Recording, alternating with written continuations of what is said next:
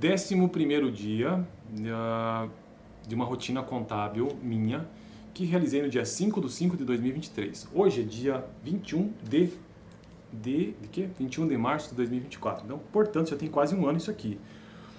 Eu trabalhei no escritório de contabilidade por 50 dias, mas aqui entenda 50 dias não como dias corridos, mas da forma como eu resolvi encarar essa situação. Eu pedi ou solicitei a um contador que eu conhecia na época apenas para que eu pudesse frequentar o escritório dele por um período, apenas que eu aprendesse para eu poder aprender o básico do básico. E eu vou deixar esses relatos para eu trazer sobre o que eu achei desse período como um todo, conforme os vídeos forem progredindo aqui no canal, né? Como estou no 11º dia, são 50, então isso vai levar um certo tempo, porque eu preciso trazer essas conclusões conforme isso for avançando. Então, recapitulando isso aqui, 11º dia não é que seja 11 dias seguidos. Não, eu frequentei, na verdade, esse escritório, às vezes uma vez por semana, ou na maioria das vezes 2 vezes por semana por meio período. E eu considero cada ida minha no escritório como um dia. E aí, então, eu anotava em folhas sempre o que eu fazia no dia. Vou mostrar, por exemplo, essa do 11º dia para ver como que eu fazia mais ou menos. Então, aqui, ó, 11º dia, era uma sexta-feira, rotinas contábeis. Não sei se vai dar para ver. Mas veja que nesse dia aqui eu basicamente coloquei o seguinte texto, 3 pontinhos, que é a continuação do dia anterior. Continuei fazendo ou realizando os lançamentos de folha de pagamento. Só. Eu acho que esse aqui é um dos dias mais com menos anotações possíveis que eu já tive em todos estes dias. Isso aqui, pelo que eu lembro, esse 11º dia, aliás, todos esses dias que eu tratei de folha de pagamento, no começo, até que eu aprendesse a fazer essas movimentações de contas patrimoniais, foram dias bastante chatos, muito chato na verdade, porque é bastante repetitivo, né? E eu não estava entendendo até então o que eu estava fazendo.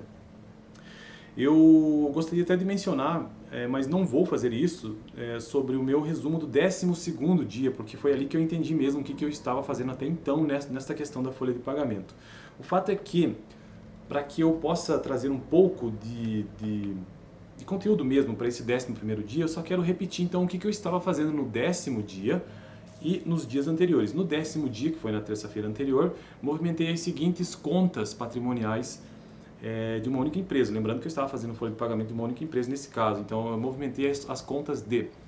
outra coisa que eu também, antes de mencionar quais foram as contas movimentadas. Todo esse período que eu fiquei no escritório de contabilidade, eu trabalhei na área específica de contabilidade mesmo, que são os lançamentos contábeis, que é o input, ou seja, que é a entrada inicial para que todo o processo contábil aconteça no escritório. Precisa ter um lançamento contábil, senão não é possível apurar imposto, não é possível fazer coisa alguma dentro do escritório. Então eu fiquei trabalhando esses dias todos apenas lançando, ou seja, dando entrada no sistema, via planilha ou via sistema mesmo, das movimentações patrimoniais, das movimentações contábeis da empresa como um todo, né? Bom, as contas movimentadas então foram salários e ordenados, despesa e também salários ordenados a pagar, portanto uma conta de resultado e uma conta patrimonial, neste caso aqui de passivo. INSS a recolher, e aqui vale ressaltar que tanto INSS a recolher como FGTS e FGTS a recolher, sempre o contador me cobrava que eu usasse sempre a conta patrimonial. Teve conta que inclusive eu tive que criar, porque cada vez que eu entrava numa nova empresa, tinha todo um processo lá de cadastro da empresa e tudo mais, mas eu também precisava dar uma configurada no plano de contas. E o que é o plano de contas? São as contas que são movimentadas dentro de uma empresa. Geralmente o sistema já traz isso de forma automática, mas aqui... Nossa, que susto, achei que não estivesse gravando, mas tá.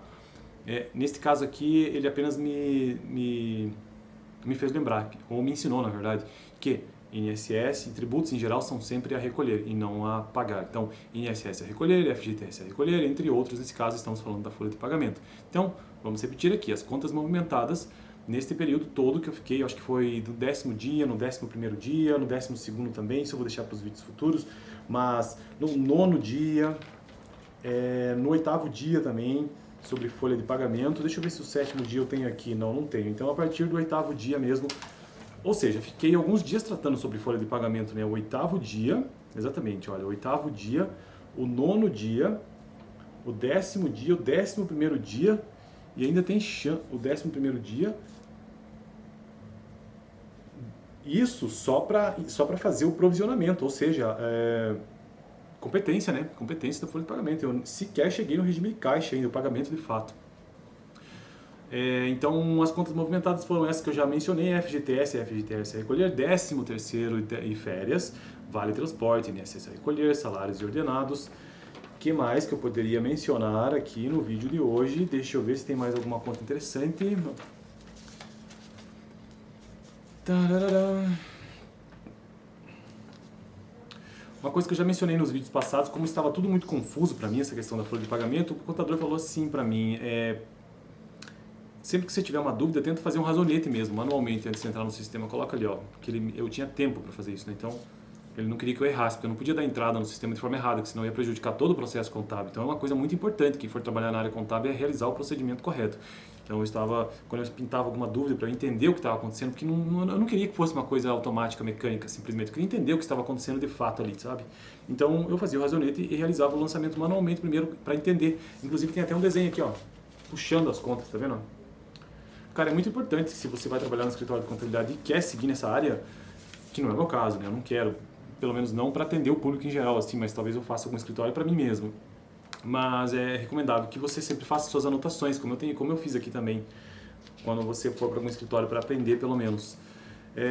Deixa eu ver o que mais que eu podia mencionar. Tá, essa questão dos razonetes, as contas movimentadas já tratei, inclusive contas patrimoniais como rescisão de férias, proporcional, saldo, salário de rescisão, adiantamento com dedução de IR, o próprio IR sobre a folha, faltas não justificadas, vale-refeição, DSR, tudo isso são contas da folha de pagamento. Por isso que é bastante difícil, na verdade, FGTS, INSS laboral patronal, vale-transporte, salário família, salário mensalista. Que mais que tem aqui? Isso tudo tem que ser calculado de forma proporcional, inclusive rescisão, quando tem folha com rescisão, né? Que não é sempre que acontece, mas pode acontecer também. O que mais que eu tenho aqui? Deixa eu ver. Ah tá, uma última coisa que eu quero mencionar, que foi feito lá no 8º dia, mas que vale a pena eu revisar aqui, porque tudo isso aqui faz parte, sabe, de todo esse processo de folha de pagamento. Deixa eu ver aqui, tá. O primeiro passo que eu fiz foi criar uma base de dados. Então, essa base de dados da empresa tal, criei uma pasta, né, com as movimentações do ano. E outra coisa, por que eu demorei tanto? Porque eu tive que fazer um retrocesso, um retroativo de vários anos de folha de pagamento, 2021, 2022, enfim.